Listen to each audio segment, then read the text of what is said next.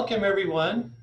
My name is Alex Johnson, and I work for Ensign College at Career and Internship Services. And we're excited to have all of you join us today for our guest speaker with Rich Christiansen.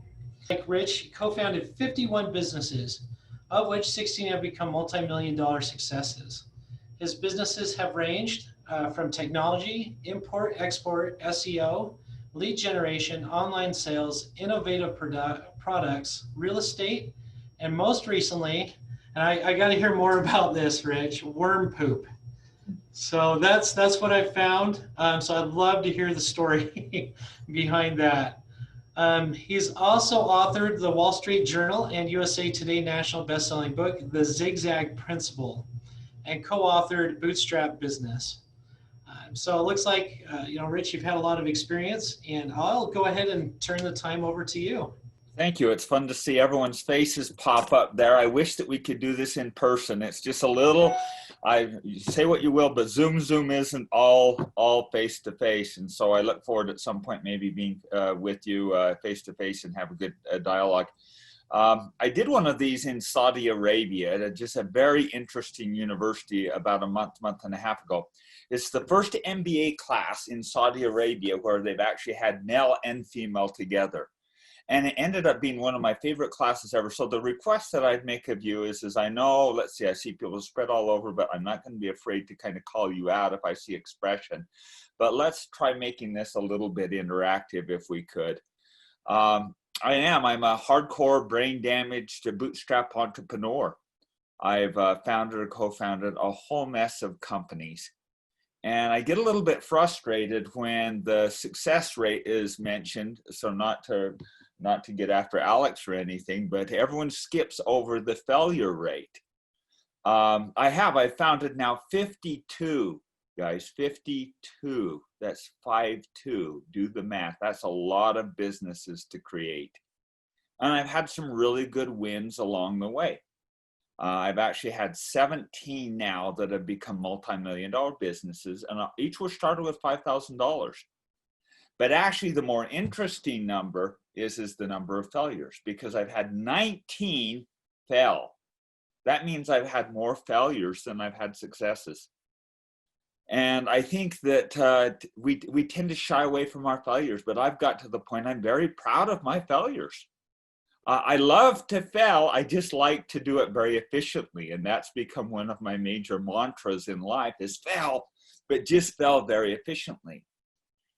In recent years, I've got to the model, I don't call myself a serial entrepreneur, which people refer to, but I call myself a parallel entrepreneur because I know if I create three, one will fail, one will be mediocre, and one will become a multi-million-dollar business. So the trick is, guys, really, don't be afraid of failure. That's the first thing I would boldly tell you is what the heck? We're down here on this beautiful, amazing earth. I was walking in the river bottoms down there today. So you trip and you fall, no big deal, get up. And I think that's, I just got done being a bishop for the last 3 years. And it was such a joyful experience with the young single adults your age.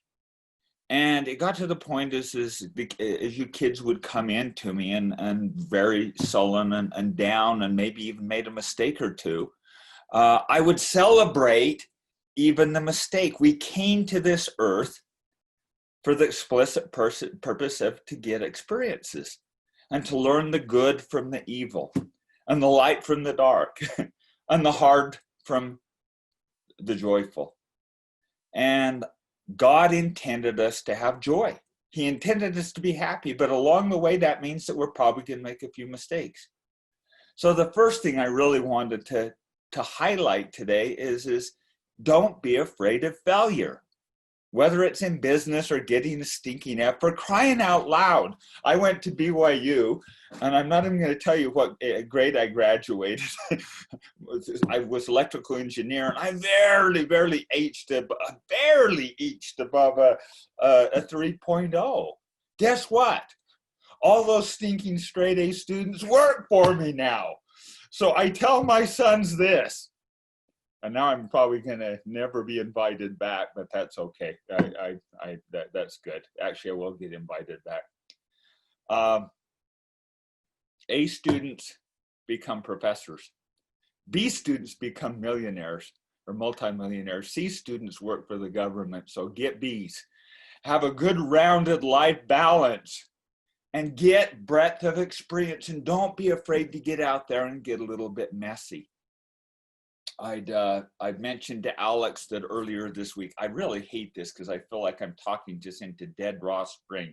So any of you like Caden and Benjamin and Anissa and Vanessa, turn your screens on if you can and give me an expression and a token laugh once in a while. Thank you. So here's the kicker. Now I forgot where I was going with it. That was really bad because I went offline. Let's see, what was I going to say? I had something really, really funny to say, something really good to say. I was down at Rural Economic Summit this past week, and it was really a joyful experience. And I'm not going to wax political or anything, but the governor was there and helping me judge a business plan competitions, and the new lieutenant governor, who we think is going to be our governor, was there. And it was so fun to see the focus resolved now, not on those that already have fishing poles and fish finders and are catching plenty of fish, but actually rural and those that need a little bit more opportunity.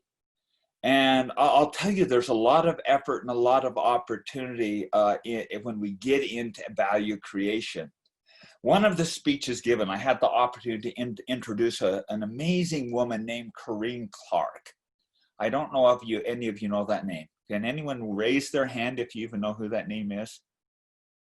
Or am I just talking dead? Okay, well, I'm going to tell you about Corinne Clark.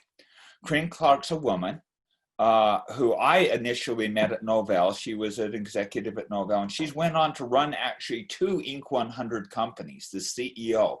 So a female running several Inc. 100 companies, amazing growth. Her expertise is taking a business that's about $10 million and then growing it to $100 million plus. Pretty impressive, right? And she is impressive on paper, but what's more impressive is her just fighting, dogged, determined attitude. And Corinne's a cancer survivor. She had 1 in 5 chances of beating this horrific cancer that came to her. And I watched Corinne, despite this, continue to do good and be externally focused. I've watched, she now runs Silicon Slope. She's the chairman of GOED, the governor's Office of Economic Development. So I had the opportunity to introduce Corinne to the main stage as she gave the keynote. And I was so touched by her message that it's actually the first point I wrote down today. The mantra that I've espoused with my family and my children and those around me is resilience. As a matter of fact, if you look really closely there on my logo, that's my family logo. We had a bunch of masks created for the family with a word cloud to blast out positive, to blast out and drown out all this negative nonsense that we're swimming in. And we've got on here a bunch of really fun words, but my favorite word is right there, is resilience. We're a family of resilience, meaning we can bounce back and come through hard things. But Corinne gave me a new word in her message in this keynote address. And I won't attempt to steal all of her thunder, but I am going to give you the word. I would challenge you, each one of you, to become anti-fragile. Become anti-fragile. We live in a world, and I know there's hard things, and I'm going to speak pretty boldly, and I hope I don't offend anyone. But you know what? It's always been emotionally hard. Do you think that you have it harder than grandma and grandpa? Or great grandma and grandpa? Go use their toilet in the middle of February out behind the house and wipe your rear end with the Sears and Roebuck catalog and see if it's harder now than it was then. I do a lot of business, and I've been doing a ton of mentoring and support over in the Philippines. You think you have it hard? Try flying over to Manila, get locked in your apartment and run out of flour and rice. And you know what? I've seen them do it. at least 10 or 15 of the individuals that I'd given these same kind of lectures, they'll get on, they're hungry. And one time I was talking, and one individual came on and says, Mr. Christian, what do I do because my family's out of food and I can't leave the house? And so we brainstormed some ideas. He's now tripled his business by some creative thinking. And we'll talk a little bit more about that in the future. But the reality, guys, it's always been hard. This life was meant to be hard. I'm convinced when we signed up for this program, by the way, sometimes it does feel like, who voted for this plan? Maybe that other third got it right. No, they didn't get it right. But it's hard. And when we voted for it, we wanted this experience. We wanted this playing experience of being able to test and temper and grow in these amazing bodies to even feel these emotions and go through it. And if you struggle with anxiety or depression, which I discovered as a bishop, many of the young women did, I would challenge you to put yourself out there, stretch your comfort zone, and maybe I'll get on the board and talk about area of influence, area of concern in a minute, but become anti-fragile. If you're a young man and you're struggling with one thing or another, face your fears. Be okay with not struggling and go through the pain. It's actually okay. One of my dear friends is President Scott Wyatt. He just got through going through rim to rim to rim in the Grand Canyon. 12,000 vertical feet, 50 miles, and he did it in like 9 or 10 hours. I says, doesn't that hurt like crazy? How do you do that? He says, pain is inevitable. Suffering is optional. I think that we signed up for this earth knowing that we are going to have some pain and wanting actually the experience, actually wanting to know the good from the bad a little bit. And so be okay with living in a little bit of pain, a little bit of discomfort, and then embrace it and choose to be anti-fragile. Through COVID, one of the fun things I've done, I wish I could take my laptop out and show you my Taj Mahal chicken coop I built. But I got 7 chickens. You're only supposed to have 6, but they gave us 7 because they said 1 will die. Well, 1 didn't die, so I've got 7 chickens out there. The queen of them is named Princess Zuzu, and she struts around and follows me more like a dog. And so I've really fallen in love with these chickens. But I'm really hesitant to have my grandkids go out there and pull the eggs out of the little bin, because the eggs are extremely fragile, and all it takes is one little knock together and those eggs bump. But if I boil them, if I submit them to high temperature and pressure, they become anti-fragile. Isn't it interesting that potatoes start out anti-fragile? They're pretty sturdy, but then when you boil them, they become mushy and soft, and under pressure, they submit. But eggs under pressure and a little bit of temperature and extreme, they actually become anti-fragile. So I would challenge you to think, what are the areas in your life that you become a little bit less anti-fragile and a little bit more resilient? I challenge each of you to become a little less anti-fragile, a little bit more resilient. I'm a huge advocate of the millennials. I love the millennials. I think many of the problems and challenges that we're facing now, us old, what do you call us? I got this word. Geezer, what is it? It's someone type in. What's the word I'm looking for? Boomers. Boomer, yeah, us boomers, and I don't say that disrespectful because we got to all like each other a little bit. We actually have something to contribute, by the way. Us old farts actually have something. We've kind of covered the path already. Stupid man never learns from his mistakes. A wise man learns from his mistakes. A stupid man never learns from his mistakes. A smart man learns from his mistakes. A wise man learns from someone else's mistakes. So learn from us old boomers' mistakes. But I love the millennials. But one of the challenges that you guys have faced is we have not submitted you to enough hard, difficult, challenging things. And so I think putting yourself in the path of failure is actually a really good thing. And if you have a dream or aspiration, go do it. What the heck? The next thing that I had on my, before I jump on, any comments or any questions or any dialogue you'd like to have on becoming boiled eggs, not mashed potatoes? Yes, I have a question. So when we fail, normally the first thing then we do, we feel bad. Because we felt out of our comfort zone, because that's why normally people don't go out of the comfort zone, because they're scared to fail. So what is the best thing to do right away when you fail so that you don't let yourself down and you just can keep going? What's the first advice can you say? It's like, do this, and every time that you fail, do this, and that always will take you like and put you up again. Great, thank you, and a very good question. I'm going to jump down to my point number 7. I wrote a book that did become a bestseller called The Zigzag Principle that talks a lot about this. So I think first of all is feel freaking bad. Be okay. I fell like 19 times. Every single time I fell a business. 19 times, guys, that's a lot.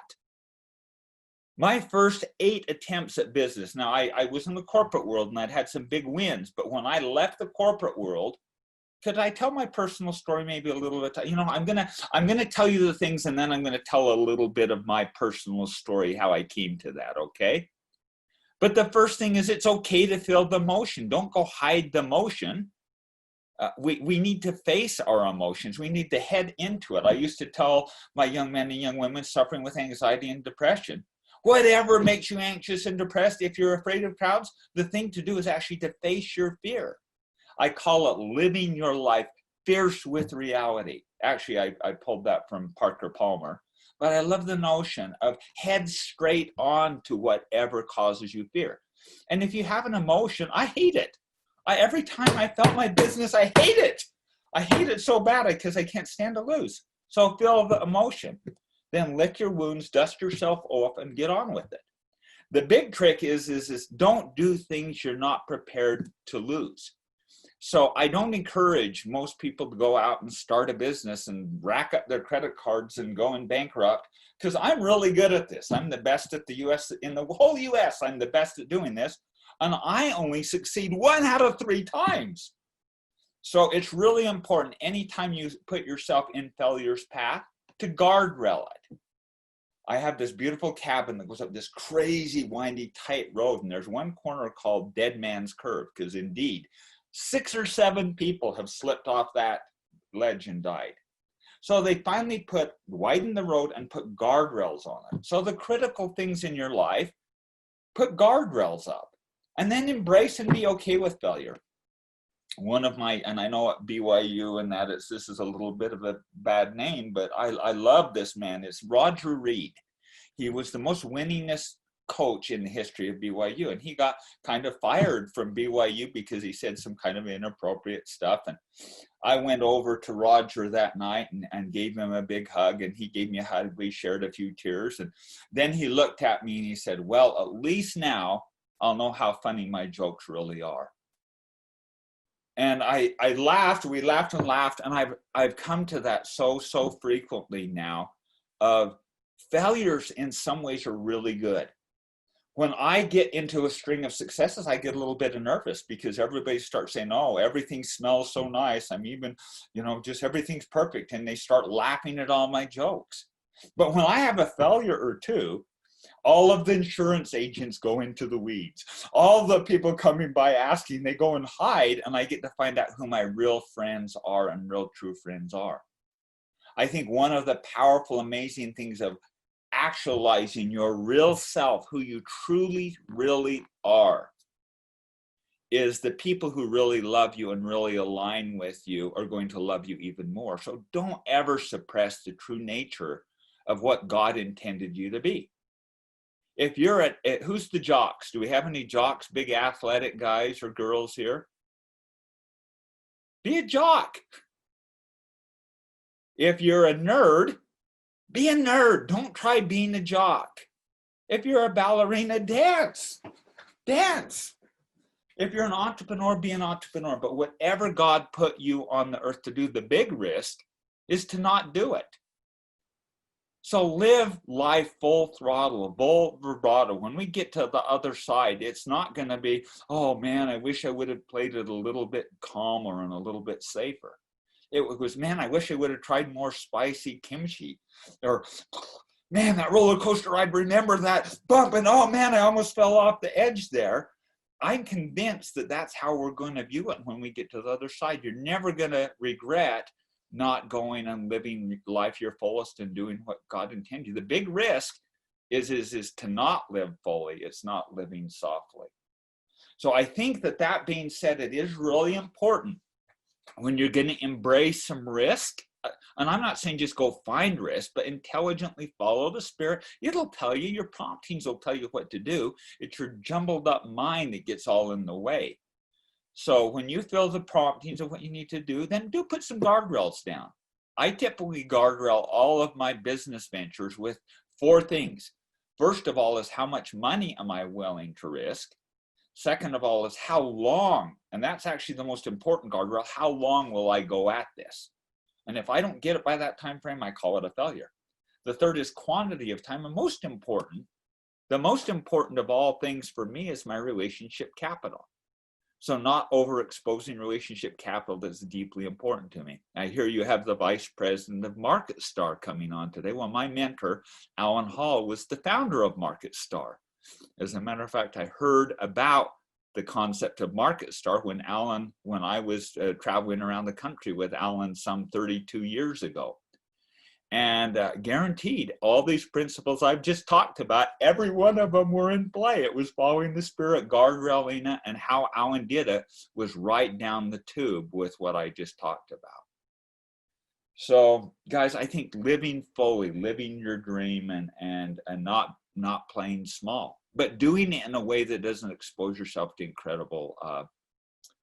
incredible downside and jumping off a cliff. Don't go climb up a cliff face without a harness and ropes. That's just stupid. Alex, there was something else I said I was going to talk about, and I forgot about it. I forgot what I was going to say. Did you recall? So we're talking about challenges in your personal and in your career life. You're going to talk about some of your zigzag principles. Trying to think additionally. I know we did have a question here. What if during the process of becoming more resilient, we start to lose sensibility? What do you do to keep a balance? So there was one question that came in. Okay, so I'll talk about the balance thing a little bit, but I think balance is an oxymoron, honestly. I think that we cross the line of balance as frequently as possible. And sensibility is brain. We have 3 things in our body and our mind and our soul. And they're very, very different. It's the reason prayer is so critically important. But our mind is the logic in the sense, but the reality is that's the new thing. And quite frankly, our mind oftentimes takes us into the weeds. And so I think more important is listening very carefully to the Spirit and following the guidance of the Spirit. That will direct us better. But I want to just go back to this point of body, mind, and soul, and the deep need for prayer. Our body, for example, right now I'm thinking, okay, I'm a little bit thirsty, drink. So I'm wanting to focus maybe on the intellectual aspect of it, but my body's telling me one thing continually throughout the day. My mind is trying to logic and pragmatically put everything in nice little boxes, but the reality is our capacity, particularly our left hemisphere logic side, is so inept. It's like I don't know, an old flip phone versus my new iPhone. That's the equivalent of how inept our minds actually function most of the time. And then we have our soul. Our souls are continually yearning to be with God and to love our Father in heaven and be with our Father and Mother in heaven again and to have spiritual growth. But each moment of the day, those 3 things come into conflict. So one of the critical things to get harmony and balance and peace in your life is just to pray, to fervently pray morning and night. Because what that does is that submits your body, your knees, and you get your knees and you bow and submit your body. Your mind focuses on the thoughts of the day and your soul yearns. So one of the most critical things that you can do to actually find success and find peace is take those moments to pray. I recently read a beautiful book called Stillness is the Key. And I think it was particularly relevant in this time of COVID. Because most of the times we medicate ourselves with these stupid cell phones. See, my phone's buzzed 4 times since I started speaking already. And if we don't take time to even just calm our souls down and listen, go on a walk. Right before this, I went on a long walk, and I do it every morning, go on a walk and get the body pumping. But all the great leadership in the past and all of the guidance that we have given is to calm our minds down and listen. And one of the greatest ways that we can do that is to get still and to get calm and to get resolved and put our mind, our body, and our souls into sync. I love to climb mountains. Let's see, do I have mountain pictures? I'm going to flip around. Right there. See, that's Everest. There's Nuptse. There's Kilimanjaro. I love to climb the big mountains. And one of the reasons for that is you're physically working really hard, but also along the way, you're breathing. So you get into a breathe sync and you have this chance to slow it down, calm it down. And the inspiration that comes to me when I back off all of the stupid cell phones and all the technology and noise, I get clarity, I get peace, and I get calmness. And I tell you that these things are as addictive as crack cocaine. And in some ways, they're maybe more dangerous. So I think I challenge you, if you're feeling anxious, if you're feeling if you're feeling fragile, meditate. Take your phone, completely put it in the other room, turn it off, and go for an hour walk without it, and it'll surprise you what happens to your body, your mind, and your soul, and how much calm and peace comes into your life. So I think stillness is another key critical aspect of this. All right, I don't know if that answered the question the way you wanted to take it, but that was my response. Hi, I have a question, if you wouldn't mind. Please, go ahead. So I'm currently working for a small business. I'm going to be becoming a part owner this winter. I was wondering, like, how do you know when you're taking too much risk when you're running a business? Everybody's risk threshold is different.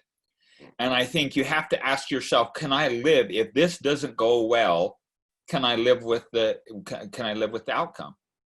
And if the answer is no, or there's that's not a good place to be. Each one of my 16 first businesses, I started with $5,000 to $10,000 of capital. Why would I do that? Because I could obviously put more into that.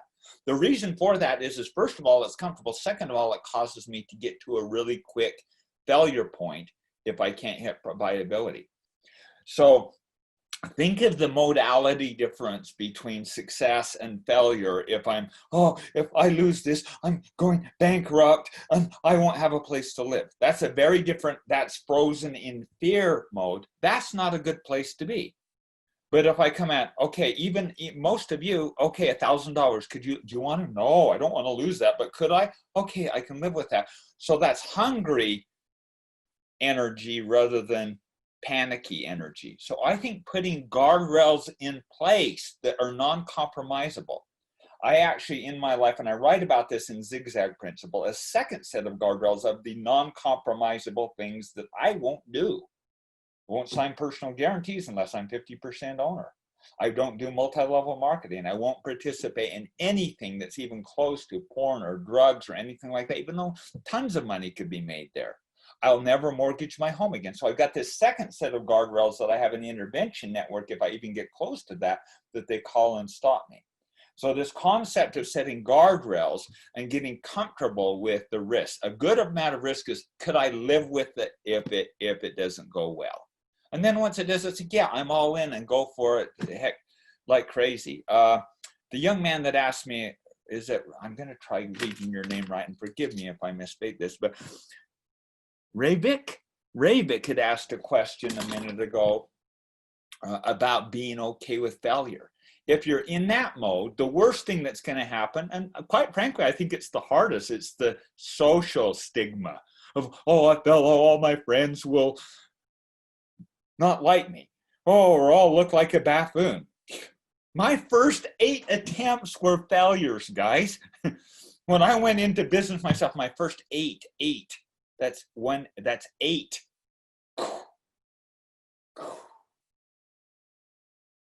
3 strikes, I'm out now.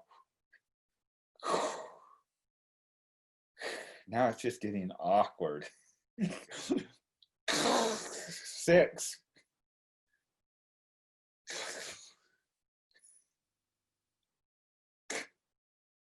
8 turned out okay.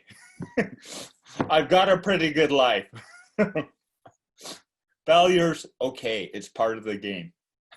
You're hearing to the market star V tomorrow. The guy that founded Alan Hall, I love what he says. He says, yeah, my first 2 attempts didn't work out very good, but number 3 worked out okay. It worked out okay. At what point you build $1 billion company? It's worked out okay. Failure is great. You just want to fail efficiently and not kill yourself in the process. It's okay to skip your knees a little bit. It's okay to, and quite frankly, like I said earlier, and I know you guys aren't in that mode, but I think part of what I had said earlier about getting comfortable with who you really are. If there's one thing I wish I could wind back, is just being okay, being a nerdy, funny, kind of inappropriate, funny things when I was 25 or 30 rather than when I was 40. So whatever you are, live that big and fully and be okay if people don't align with it. If you're a ballerina and you're trying to act like you're a football player, that's just pathetically sad. It's better to just alienate right out of the gate with the people that you don't like. Quit trying to fit something you don't belong into.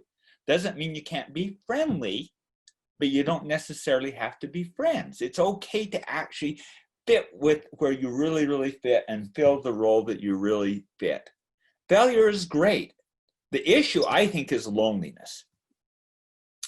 When we came to this earth, I'm convinced that we was prepared for how even hard it would be. And I think we were kind of convinced with actually the separation.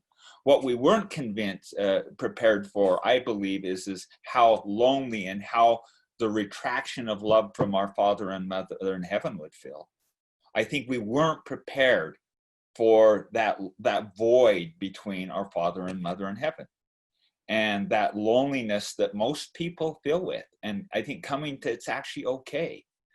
Christ's words, the birds have nests, the foxes have dens, but the Son of Man hath not where to lay his head. Christ lived deeply lonely. He retracted to the wilderness at times because he was lonely.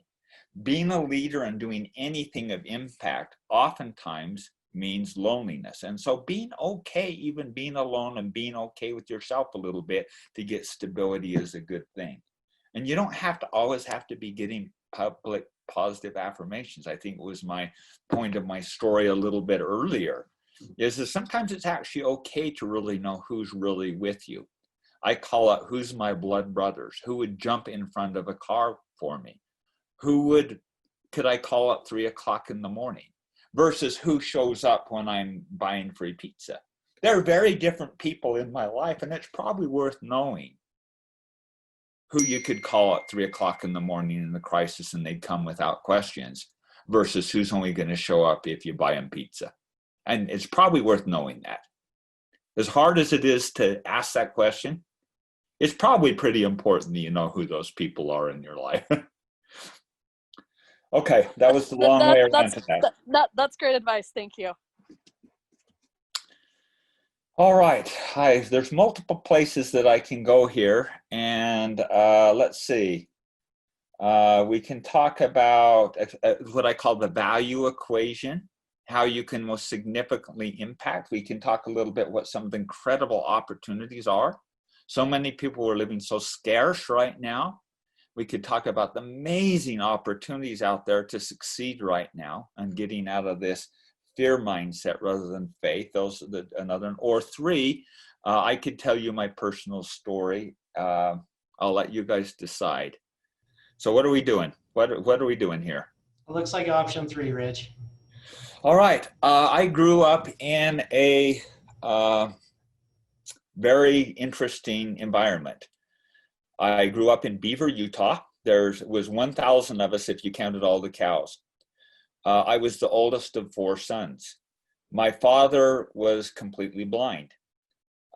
He lost his sight at the age of 4 years old to retinoblastoma. His parents had to make the decision, do we let this little boy see till he's 8 or 9 and then he'll die from the cancer in his eyes, or do we take a 1 in 20 shot, remove his eyes, and then bring a little blind boy into the world in the middle of the Great Depression? So Now, does anybody think that they have it harder than that decision right there? Okay, anyone feeling sorry for themselves? Oh, my finger, oh, my thumb, oh, my belly, oh, my bum, life is so hard. Make that decision right there.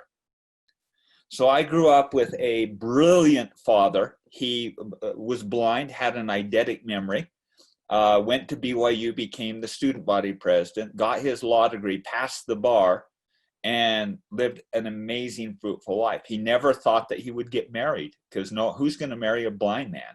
Well, my mother, who was a beauty queen, 15 years his junior, moved to teach art at the high school. They fell in love, and I'm the oldest child. So I'm the oldest of 4 boys growing up in Beaver, Utah. Some of these things are not like the others. Some of these things just aren't the same. Some of these things aren't like the other. And that would be me, because I didn't fit in Beaver, Utah. The last thing I wanted to do was buck hay, ride a horse, and wear a belt buckle.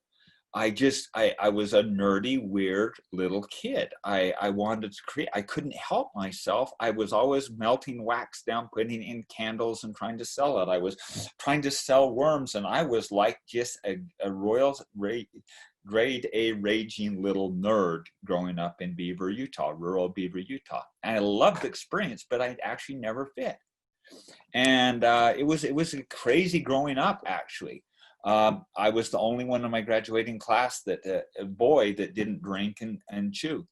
And so I knew there had to be more. I didn't know what it was, but I fought my way out of that environment, and got to BYU, got some incredibly good, dear friends there.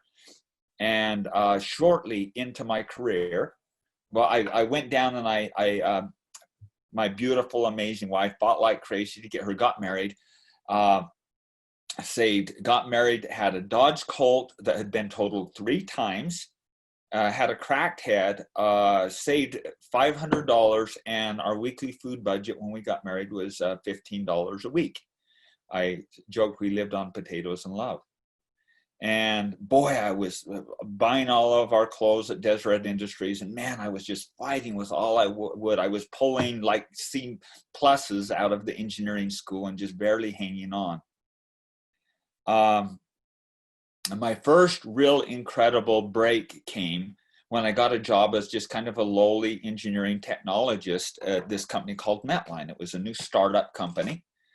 And there was this amazing man that I just watched, and it's like he was funny and he was kind, but he was not afraid to say the hard thing. He was articulate, and he was a vice president.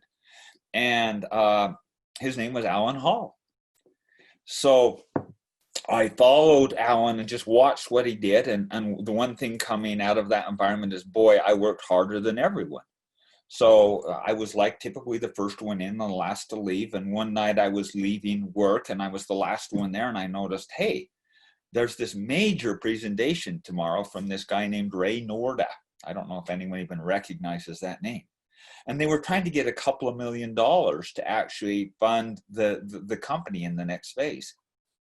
And so I noticed that the floor was a mess, the screens were dirty, the cables were bad. So I just stayed with, my wife came in, we spent 45 minutes and cleaned the floor and polished things up and made it look nice, and didn't say a word.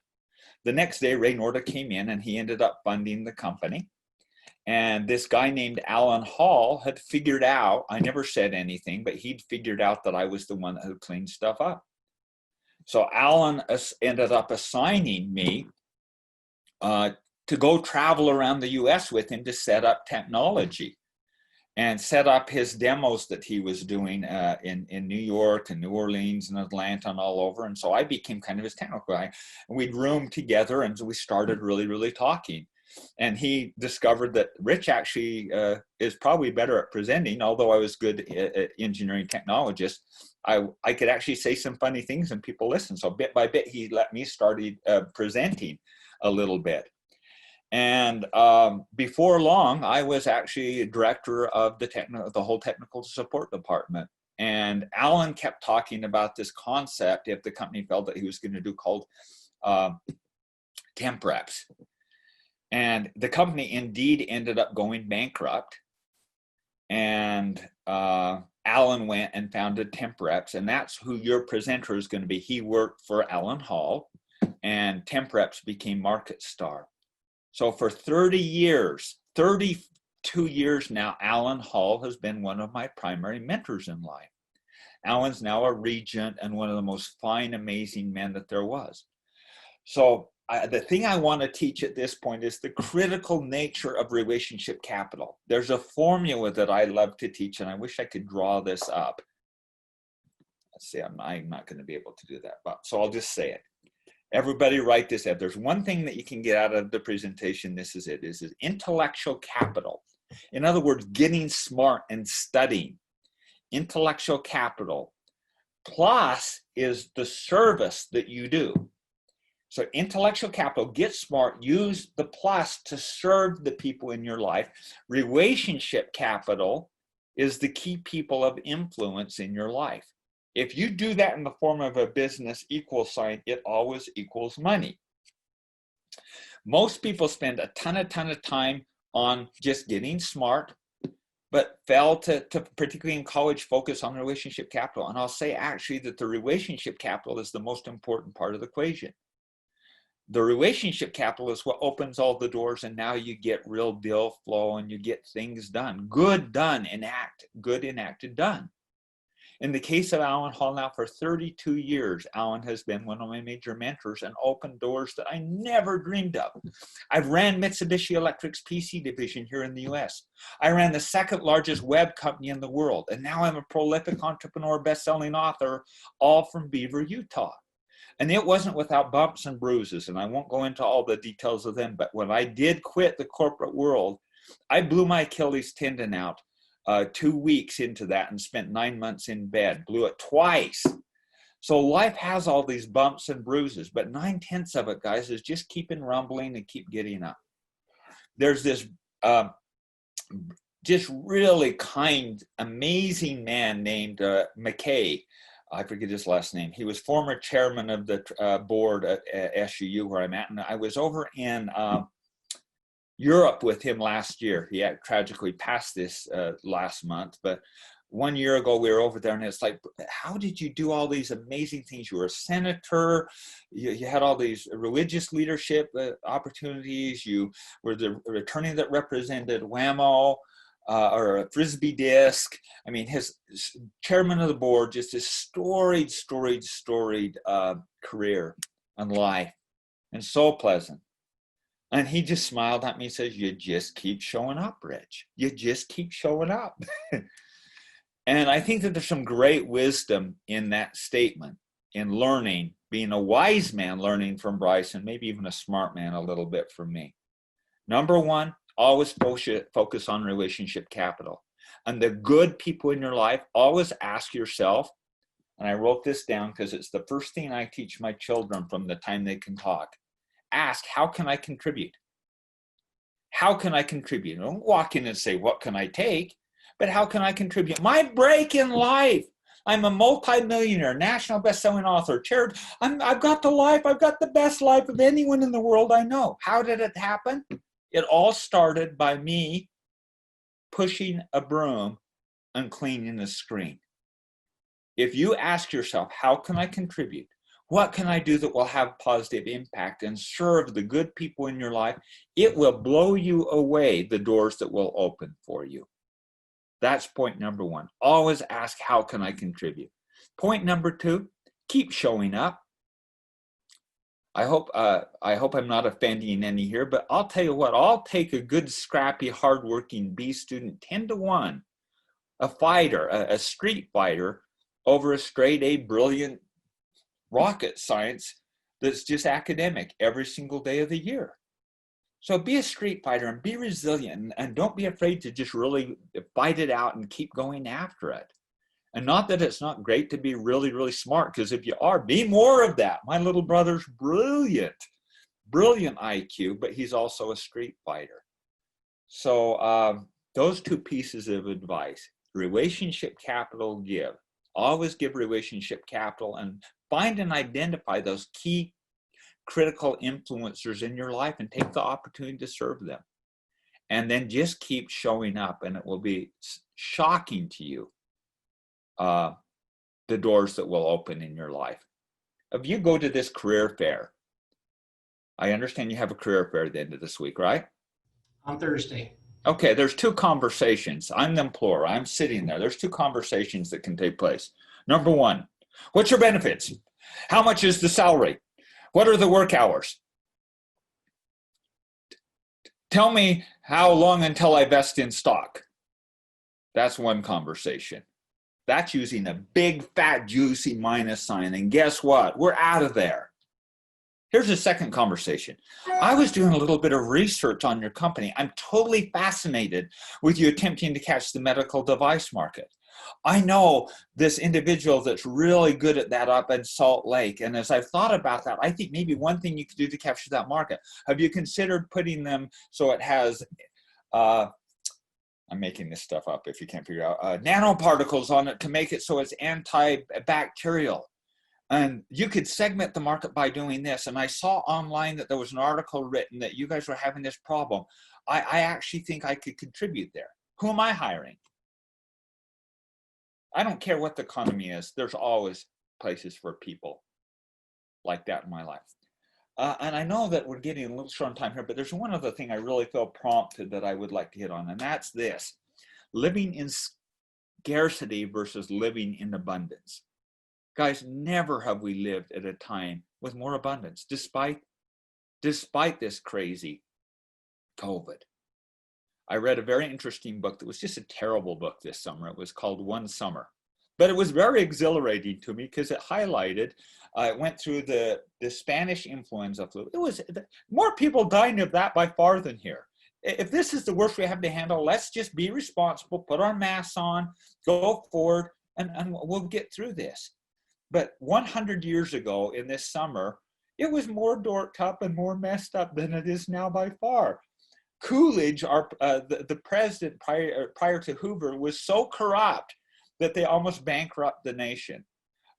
We had 3 million card-carrying Nazis in the country. It was crazy messed up, and we came through it and we fought through it. And I know that we're living in an unprecedented time of political unrest and the tension and the divisiveness and the non-kindness to humanity is very inappropriate. But you guys will get through this, and you guys need to be the change for positive. Turn off the negative and just go do good, and realize that it's kind of always been a little bit messed up, and it's part of the purpose also, and we just got to fight for good and live in abundance.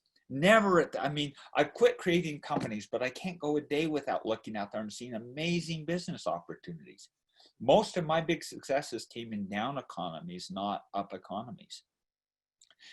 I think the law of, let's see, now I'm going to show you how bad I was in college, and I probably got a C out of that class too, but what is it? The law of physics where there's equal and opposite reaction. It's true in business also. For everyone selling this stock and it going down, someone's buying it and making money. For every negative business, there's a positive business taking place. If, heaven forbid, you have the Rona, but if you go sell your plasma, go try getting an appointment in there. You're getting $400 a pop for your plasma. That's a positive wave. What about Chick-fil-A? Had anyone seen the lines at Chick-fil-A? A little different than the buffets, right? They're one's down, one's up.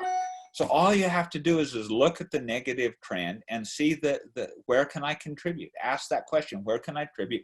What's the problem? How do I solve that little bit of a problem? And we could come up in the next 20 minutes, we could come up with 10 good business ideas that could make it $1 million. And I'll eat my socks if I'm wrong on that. I'll eat my socks if there's not 10 businesses that we could come up with that would be $1 million businesses. I have one young man I mentioned I was a bishop. My elders quorum president came up to me and said, Bishop, I'm just thinking of doing this idea. Will you help me for an hour? We sat down and brainstormed for an hour. This kid is a 26-year-old, earned $350,000 last year. Anyone want to hear what he did? Anyone want to hear? He's your age, 26 years old, and he went from barely paying the rent to he made $326,000 of profit this year. Anyone like that figure? Anyone like that figure? He was fairly handy in construction, and new houses were booming, but no one's finishing basements. So he went and got a little crew together, and all they do is they specialize in finishing basements of new homes. He's got 50 people on the waiting list. That's a trend. We could go on and on and on and on, so I won't bore you with the business stuff. But guys, there's incredible opportunities out there, and please don't fall into a scarce mindset. Don't fall into, oh, my finger, oh, my thumb, oh, my belly, oh, my bum. God intended us to have joy. God intended us to be happy. This is a gospel of joy and happiness, and we weren't meant to, that's Satan's plan. So don't go swim with it. Don't go swim in the sewage treatment plant. Just don't do it. Go climb a mountain and look at the beautiful world and live fully and live big. And then see that lobster on my board there? Can everyone see that? I want to tell you what that story is. There's an author, and I don't know that I totally agree. His name's Jordan Peterson. I don't agree with everything he says, but he's definitely charismatic. And he starts his book out, it's called The 12 Rules of Life, or The 12 Rules of Living Life, or something like that. And he starts the story out saying that humans and lobsters have the same serotonin levels, and we're very, very similar. And lobsters actually get depressed. And when a lobster gets beaten up, there's scarce resources, and when a big male lobster gets beaten, then he goes, scurries off and hides, and it's not as good. And so when lobsters encounter each other, the first thing they do is they stand up and wave their big meaty claws, and then typically the smaller lobster scurries off. If they still disagree, they squirt chemicals at each other and says, this is how strong I am, this is how many battles I have, this is how many girl lobsters I have, and then one will scurry off. If they still disagree, then they start close their claws and banging claws. If they still disagree, then everyone loses, because they open their claws and they go after each other. So the concept being is in life, be a big lobster. Hold your lobster up. Don't walk around, oh, my life is bad. I'm gonna lose. I'm such a loser. Life is bad. Oh, how yo. So that's not good for lobsters or humans. So guys, when you go into the career fair, be a big lobster with big meaty claws. So my son drew that on my board last week, saying, Dad, it says lobsters assert dominance with big meaty claws. Dad is a dominant lobster. So my 16-year-old put that on the board. I challenge you guys to be lobster and lobsterettes, and don't sulk, and don't be a victim. Decide and control. And I know it's hard. Sometimes bad things happen. It happens to me. It happens to you. It happens to all. It's part of the plan. Don't be afraid to assert yourself and put your big, meaty lobster claws on. Okay, now I'll take a question. So I heard this story when I was in Cedar City, and you presented of the business your son started, I think it was the poop business. I don't remember the correct name. I think Alex mentioned in the beginning here, and if you could tell us about that, I think. No, I didn't tell the worm poop business, but I'd love to tell you the story of my son. Camila, it's good to see you again. I knew I recognized you. Thank you for coming to this after Cedar City. The relationship capital there. See what that was right there? So next time I see Camila, a door's going to get open for her. That's building relationship capital and asking a good question. The story that I like to tell to exemplify the importance of building relationship capital is my son, actually the same boy that built that. He's a big, strong 16-year-old now, 17 years old actually. And when he was 6 years old, I came home one day and we were having dinner, and he says, I started a business today, Dad. And I said, really, son, do tell. He says, yeah, I started a dog poop picking up business. I says, what? His mom says, what? He says, don't worry, Mom, I use gloves. And so I went on to say, okay, tell me about that business, son. My sons have created, each of my sons in high school have created $1 million business. And so he's 6 years old, he's created this business, and I say, tell me about it. He says, oh, it was really easy. I heard Jerry Hawks out on the corner the other day complaining about all the dog poop on the lawns. And so what I did is he painted a little poster on a little piece of paper, and it says, Alex Pooper Scoopers, today brought to you by free, every week hereafter $5. And he took it and hung it all over the neighborhood. And by the end of the day, he had 20 paying clients. By the end of the week, he had 50 paying clients. Do the math on that. 6 years old, $5 a week, that's $20 a neighbor times 20 as a 6-year-old. Someone do the math on that quickly, whatever that is. Here we go. We're going to do the math. 20. Brandon got it at $400. All right. So you got the first week a $400 a month business for a 6-year-old. And by the end of it, he's earning a couple of $1,000s a month picking up the dog poop to the neighborhood. He ended up hiring a number of his friends, and we had a little incident where gloves were not used and poop got smeared, and his mother shut the business down. But the point being is how much money did that take him to create that? He used my magic formula. Intellectual capital, he knew how to pick up dog poop. Plus, he served the neighbors and went and did a service in a need that no one else was willing to do and served his relationship capital. He used the equal sign in the form of the business, and the result was financial capital. How much money would he have made if he would have taken and saw the dog poop and taken it and thrown it onto the porches and smeared it on their windows? That would have been a minus sign. He picked it up and served the neighborhood. So as a 6-year-old can do it and create a $2,000 a month business picking up dog poop, you can do it too.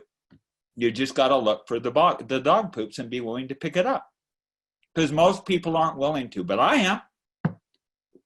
I will. I wish I could show. Matter of fact, I'm going to walk you out and show you a fun little thing I did. Could I do that? And I know we're at the very end, but I did a really fun thing. I've got these chickens, and I built this chicken coop. My dear friend, and he's a very successful banker, but he says, Rich, let's build this out of the dumpsters. So all the construction, we just went over there and we picked up every tube before, and I built this really fun little chicken coop. Oh, that's awesome. Can you see that? That's the Taj Mahal of chicken coops. Don't be afraid to scrap. I got all of that, all $3,000 of materials of that came out of a dumpster. So go find your dumpster. Go find your.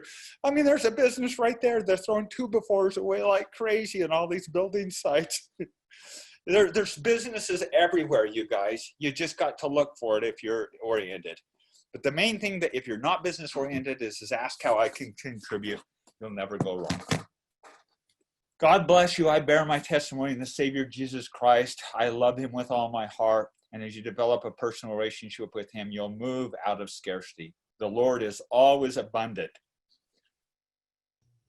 It's always abundant with our Lord. And so turn to him and give your life to him and find joy. And as you do make mistakes, repent quickly. It's not, we overamp it. It's okay. We were meant to, at times, make mistakes so that we can learn and grow from them. But know that it's all about the Savior, and that's where you'll find your joy and your peace in life. And go forward with confidence and faith. Don't live scarce. And I say that in the name of Jesus Christ. Amen. Amen. Thank you, Rich. Thank you so much for meeting with our students and sharing your experiences. Do you want to share an email address or anything in case they would like to talk with you, or LinkedIn? No, I'd be happy to do that. And it's good to see you again, Camila. So, okay. It's good to see you too. Okay, my email address is Rich Christiansen, R-I-C-H Christiansen, C-H-R-I-S-T-I-A-N-S-E-N @gmail.com. Okay. And also you're on LinkedIn as well. Yes, you're, and I think several of you are tied into me on LinkedIn already. I'm not really good at LinkedIn, but you're welcome to get me on LinkedIn also. Okay. Perfect. Well, thanks again, Rich. It's awesome. Pleasure to know you, and I definitely look forward to sharing, different experiences and business ideas with you in the future. So thank you so much. Bless you.